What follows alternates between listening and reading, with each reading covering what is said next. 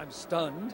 I've spent a day and a half now without sleeping just because there is so much going on over this weekend. And it's fascinating. For a political junkie, it's very rewarding.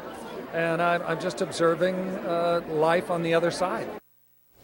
Very nice. That was a red carpet. And take a look at the red carpet tonight if you saw it. There's no way you could count all the A-list television and movie stars that were on.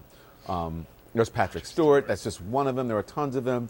Of course, there's Barbara Walters. The White House Correspondents Dinner is starting to look a lot like the Oscars. It really is. Kareem Abdul-Jabbar. You know, it's gone mainstream Hollywood, but that wasn't always the case. As longtime Hilton Hotel employees will tell you, it was a lot different when it all got started, okay? So listen to CNN's Aaron McPike. Ladies and gentlemen, it is my distinct honor and privilege to introduce to you the President of the United States. What started as a party of 50 is now the hottest night in D.C. So when did it explode? Coincidentally, when I started, 1993, but it was because it was Bill Clinton's first dinner. They had a very large Hollywood following, and they wanted to be at the dinner. And then Barack Obama had an even bigger Hollywood following. Huge. The woman who's pulled it off for 22 years, Julia Whiston, mother of 4 daughters. Which was harder, any one of those 4 weddings or Barack Obama's first dinner? Barack Obama's first dinner. Yep. That skyrocketing popularity led to executive chef Andre Cote's most memorable moment. The biggest surprise was a few years ago seeing, a couple hundred people walk through the kitchen and come to find out it was all the celebrities. I guess the word went out that it was an easy way to get into the ballroom. After decades at the Hilton, Director of Food and Beverage Gordon Marr knows stars descending on D.C. can be interesting. Probably the most bizarre one was Sharon Stone, when she was here a number of years ago, wanted everything pureed. Stone's not the only one with special requests. The first President Bush hated broccoli. I definitely knew that, so we didn't have broccoli on any of the menus. I had the Secret Service come over here this afternoon, and the place was clean. No broccoli.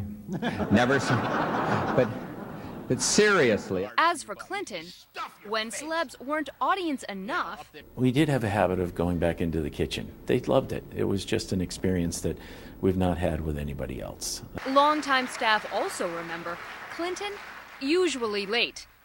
Both Bushes always early.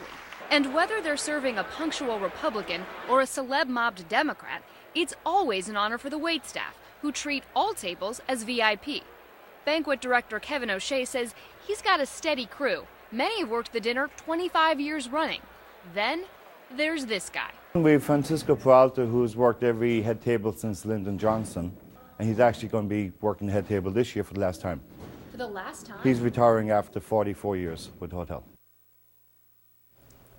That's very interesting. So that was Aaron McPike. Aaron is inside of the room. We're trying to get a hold of her, but she's busy yucking it up. So, Michael, listen, we were just talking about this didn't used to be as popular as it was, right? Because they just started broadcasting it. And I think so. I think once they put it on TV, then people want it to be there. Everybody wants to be on TV. You know, that's what we're doing here. True. Makes sense. Yeah.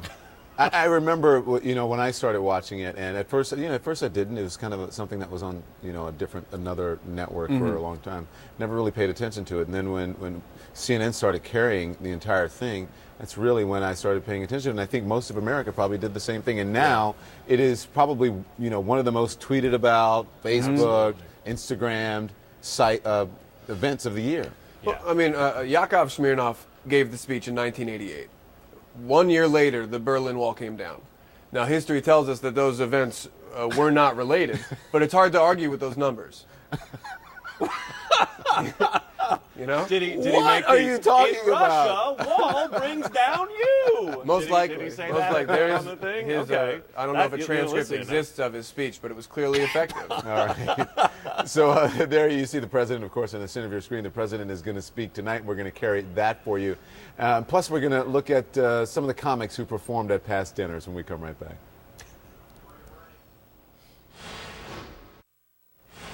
Welcome back, everyone, to CNN's coverage of the White House Correspondents Dinner. We're going to take you inside that room at the Washington Hilton in Washington, D.C., where almost 3,000 people are eating now, and they're preparing to listen to the president and Joel McHale. He joins a long list of comedians who have entertained viewers and attendees at the White House Correspondents Dinner. A look back at some of the best routines through the years. Also, I'd like to acknowledge that earlier this evening there was some confusion with the seating chart. For a moment, someone accidentally sat Governor Chris Christie with the Republicans. That was awkward, and I apologize. Very awkward. Mr. President, you're going to leave office as a very young man, and yet the presidency has taken its toll. I don't want to alarm you, sir, but you're starting to look like a judge on Law and Order.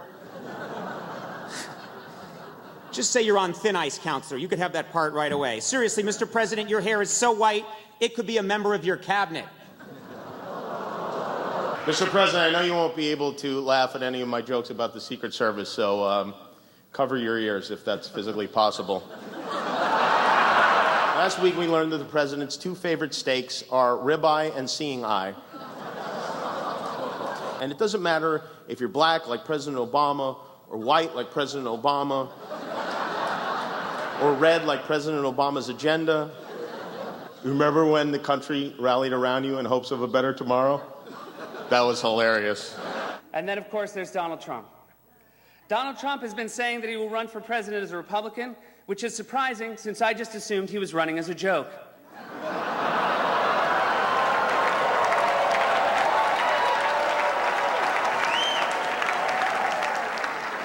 Donald Trump often appears on Fox, which is ironic because a fox often appears on Donald Trump's head.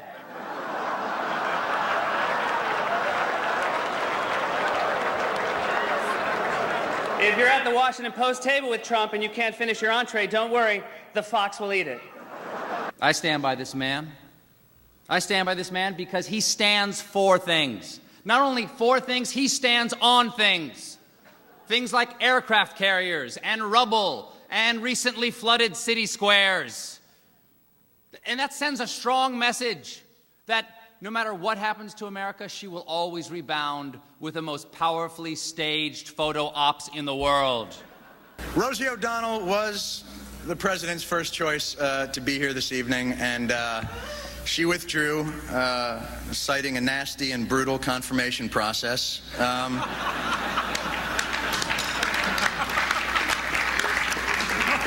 I wasn't even the second choice. Dennis Miller was the second choice, but he got hung out by an illegal nanny technicality. But isn't that what the confirmation process is all about here in Washington? Weeding out the truly qualified to get to the truly available.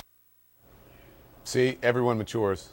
Everyone gets better with age, hopefully. That reminds me of, remember Jon Stewart? You guys don't remember him back on the Channel 9 days. I'm old, I remember. He had his own show on Channel 9, late night. So they're eating there in D.C. Fabulous. We read the menu earlier. I think it was filet mignon, and this is what we're having. They're good, right? Vending machine snack food. It does not get any better than Can I have one of those? Yeah, these are really good. Cheez-Its are my favorite. Fritos and Snickers. Oh my God! This is like as American That's as you really can good. get. You ever do chili with those? Absolutely.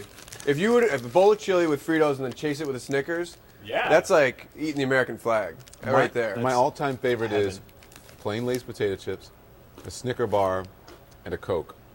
Strong. Ridiculous. Strong combo. You like that? You could work like a 20-hour shift after that. That's got everything you need to be healthy. That's what I do from live shots. That's where I get that from. Yeah. Or you could be 20 hours from an emergency. We had the food babe on, and they were sending her things that they like to serve. They were like mayonnaise, Doritos, chips, Cheez-Its. And she's thinking, what's wrong with America? I'm saying what's right with America. What's wrong? We like Right delicious here. food. I don't think there's anything wrong with that. Nothing gets better than the fourth floor. All right, let's get back to what we're doing here. White House Correspondents, and the reason we're doing that because they're having their fancy meal. This is our fancy meal on set here at CNN. Coming up, Jake Tapper's exclusive interview with Joel McHale and some delicious Doritos.